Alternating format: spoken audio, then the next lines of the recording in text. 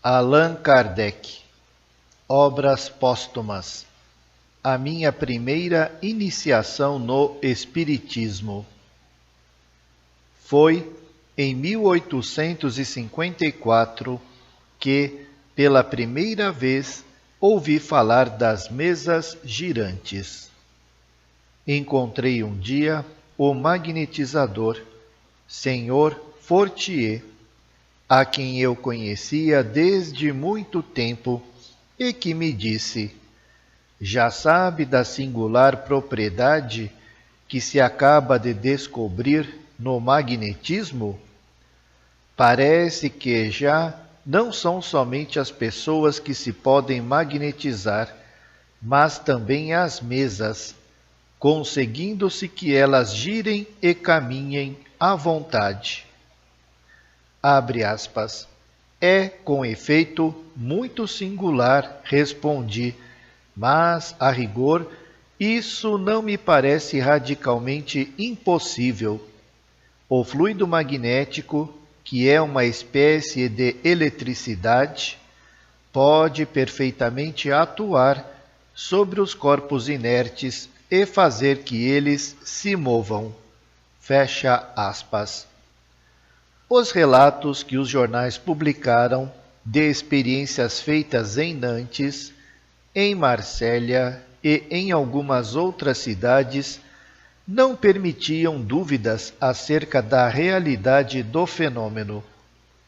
Algum tempo depois, encontrei-me novamente com o Sr. Fortier, que me disse: temos uma coisa muito mais extraordinária. Não só se consegue que uma mesa se mova, magnetizando-a, como também que fale. Interrogada, ela responde. Isto agora, repliquei-lhe, é outra questão. Só acreditarei quando ouvir e quando me provarem que uma mesa tem cérebro para pensar, nervos para sentir e que possa tornar-se sonâmbula. Até lá, permita que eu não veja no caso mais do que um conto para fazer-nos dormir em pé. Era lógico este raciocínio. Eu concebia o movimento por efeito de uma força mecânica, mas ignorando a causa e a lei do fenômeno. Afigurava-se-me absurdo atribuir-se inteligência a uma coisa puramente material. Achava-me na posição dos incrédulos atuais, que negam porque apenas veem um fato que não compreendem. Há 50 anos, se a alguém dissessem pura e simplesmente que se podia transmitir um despacho telegráfico a 500 léguas e receber resposta dentro de 1 hora, esse alguém se riria e não teriam faltado excelentes razões científicas para provar que semelhante coisa era materialmente impossível. Hoje, quando já se conhece a lei da eletricidade, isso a ninguém espanta, nem sequer ao camponês. O mesmo se dá com todos os fenômenos espíritas. Para quem quer que não conheça a lei que os rege, eles parecem sobrenaturais, maravilhosos e, por conseguinte, impossíveis e ridículos. Uma vez conhecida a lei, desaparece a maravilha. O fato deixa de ter o que repugne à razão, porque se prende à possibilidade de ele produzir-se. Eu estava, pois, diante de um fato inexplicado, aparentemente contrário às leis da natureza e que a minha razão repelia. Ainda nada vira, nem observara. As experiências realizadas em presença de pessoas honradas e dignas de fé confirmavam a minha opinião. quanto à possibilidade do efeito puramente material. A ideia, porém, de uma mesa falante ainda não me entrara na mente.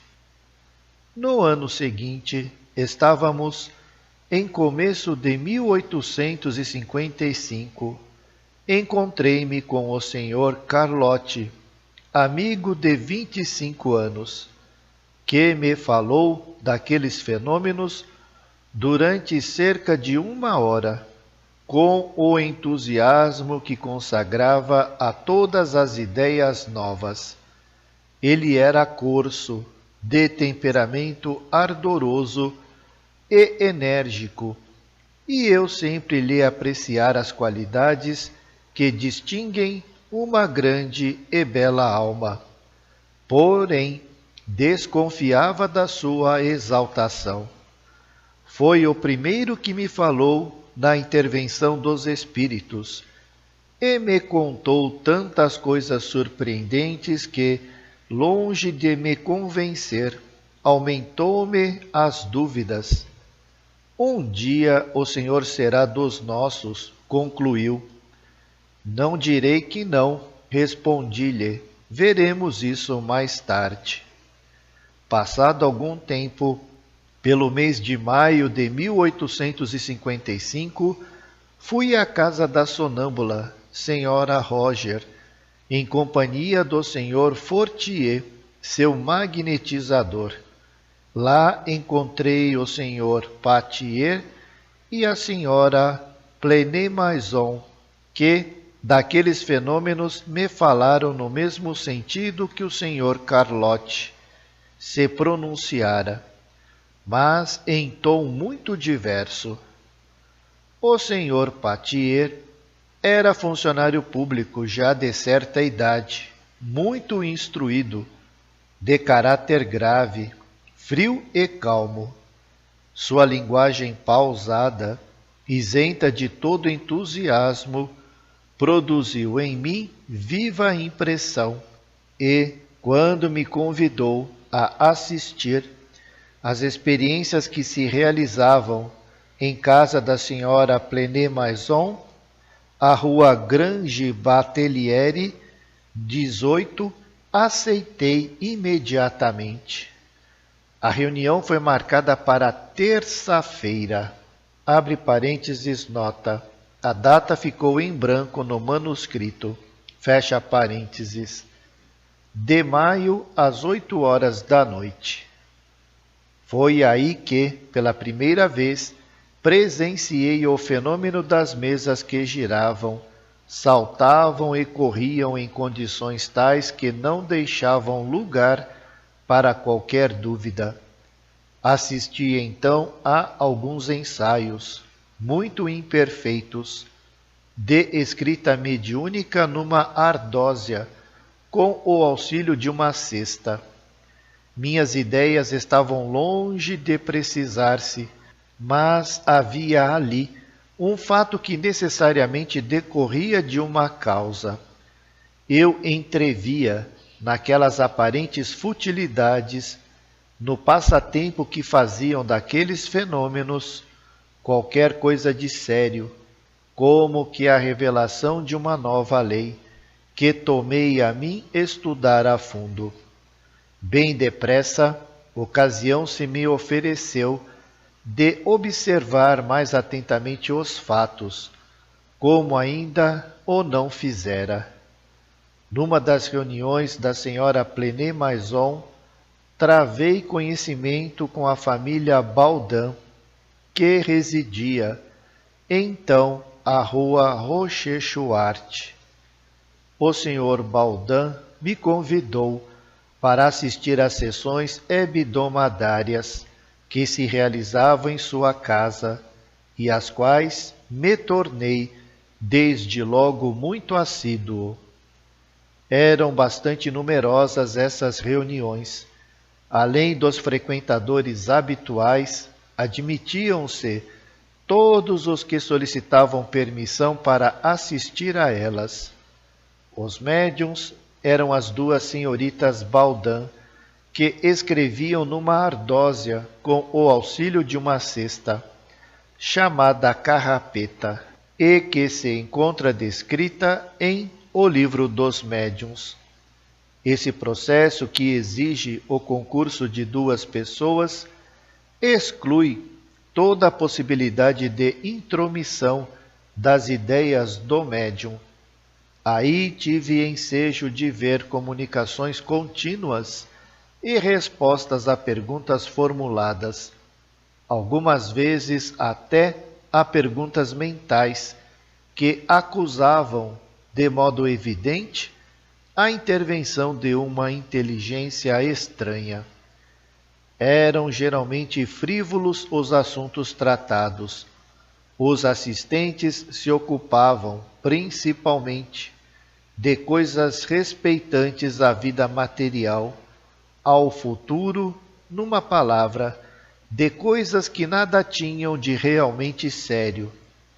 A curiosidade e o divertimento eram os móveis capitais de todos. Dava o nome de Zéfiro, o espírito que costumava manifestar-se, nome perfeitamente acorde com o seu caráter e com o da reunião. Entretanto, era muito bom e se dissera protetor da família. Se com frequência fazia rir, também sabia, quando preciso, dar ponderados conselhos e manejar, se ensejo se apresentava, o epigrama espirituoso e mordaz. Relacionamo-nos de pronto, e ele me ofereceu constantes provas de grande simpatia. Não era um espírito muito adiantado, porém, mais tarde, assistido por espíritos superiores, me auxiliou nos meus trabalhos. Depois disse que tinha de reencarnar e dele não mais ouvi falar. Foi nessas reuniões que comecei os meus estudos sérios de espiritismo, menos ainda por meio de revelações do que de observações.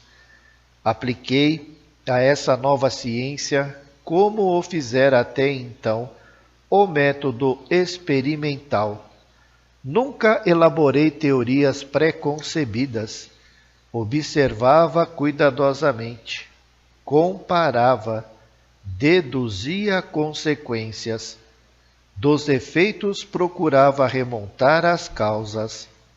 Por dedução e pelo encadeamento lógico dos fatos, não admitindo por válida uma explicação, senão quando resolvia todas as dificuldades da questão. Foi assim que procedi sempre em meus trabalhos anteriores, desde a idade de 15 a 16 anos. Compreendi, antes de tudo, a gravidade da exploração que ia empreender. Percebi, naqueles fenômenos, a chave do problema tão obscuro e tão controvertido do passado e do futuro da humanidade. A solução que eu procurava em toda a minha vida era, em suma, toda uma revolução nas ideias e nas crenças.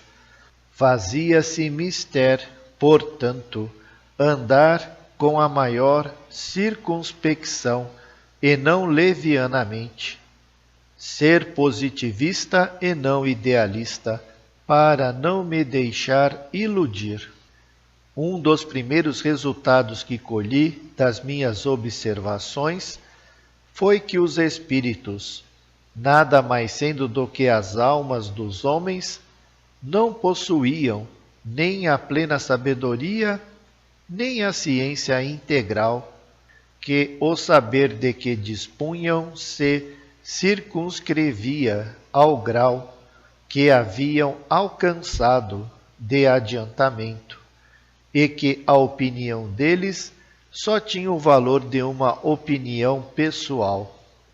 Reconhecida desde o princípio, esta verdade me preservou do grave escolho de crer na infalibilidade dos espíritos e me impediu de formular teorias prematuras, tendo por base o que fora dito por um ou alguns deles. O simples fato da comunicação com os espíritos, dissessem eles o que dissessem, provava a existência do mundo invisível ambiente. Já era um ponto essencial, um imenso campo aberto às nossas explorações, a chave de inúmeros fenômenos até então inexplicados. O segundo ponto, não menos importante, era que aquela comunicação permitia se conhecessem o estado desse mundo, seus costumes, se assim nos podemos exprimir.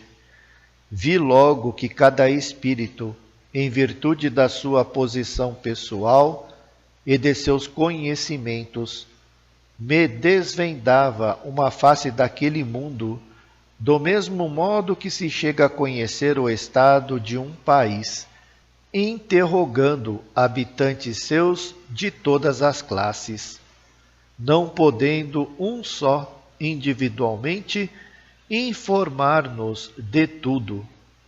Compete ao observador formar o conjunto por meio dos documentos colhidos de diferentes lados, colecionados, coordenados e comparados uns com outros.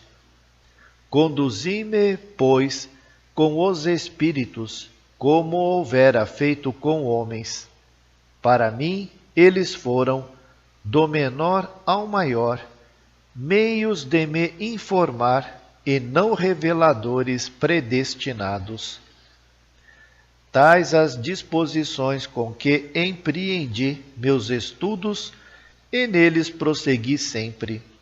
Observar, comparar e julgar. Essa a regra que constantemente segui. Até ali, as sessões em casa do Sr. Baldin nenhum fim determinado tinham tido. Tentei lá obter a resolução dos problemas que me interessavam, do ponto de vista da filosofia, da psicologia e da natureza do mundo invisível. Levava para cada sessão uma série de questões preparadas e metodicamente dispostas. Eram sempre respondidas com precisão, profundeza e lógica. A partir de então, as sessões assumiram caráter muito diverso. Entre os assistentes contavam-se pessoas sérias, que tomaram por elas vivo interesse e, se me acontecia faltar, ficavam sem saberem o que fazer. As perguntas fúteis haviam perdido, para a maioria, todo o atrativo. Eu, a princípio, cuidar apenas de instruir-me. Mais tarde, quando vi que aquilo constituía um todo e ganhava as proporções de uma doutrina, tive a ideia de publicar os ensinos recebidos para a instrução de toda a gente. Foram aquelas mesmas questões que, sucessivamente, desenvolvidas e completadas, constituíram a base de O Livro dos Espíritos.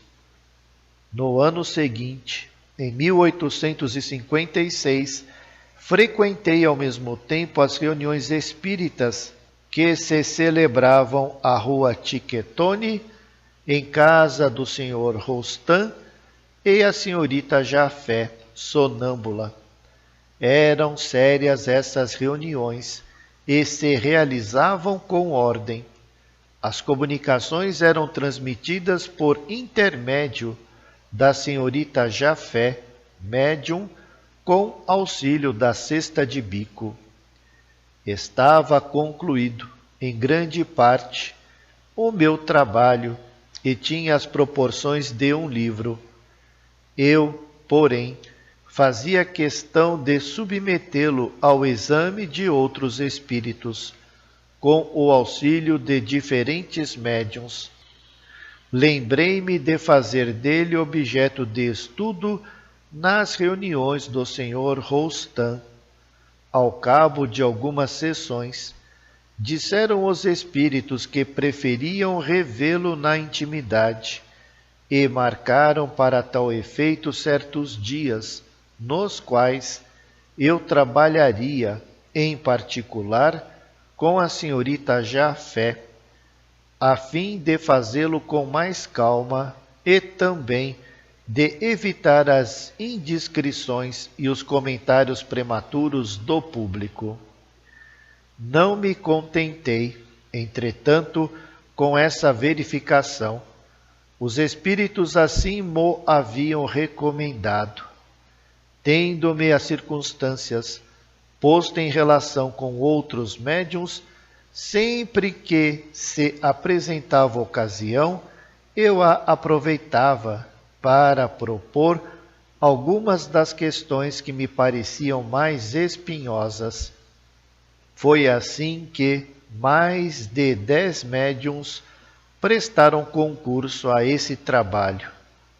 Da comparação e da fusão de todas as respostas, coordenadas, classificadas e muitas vezes retocadas no silêncio da meditação, foi que elaborei a primeira edição de O Livro dos Espíritos, entregue à publicidade em 18 de abril de 1857. Pelos fins desse mesmo ano, as duas senhoritas Baldin se casaram, as reuniões cessaram e a família se dispersou.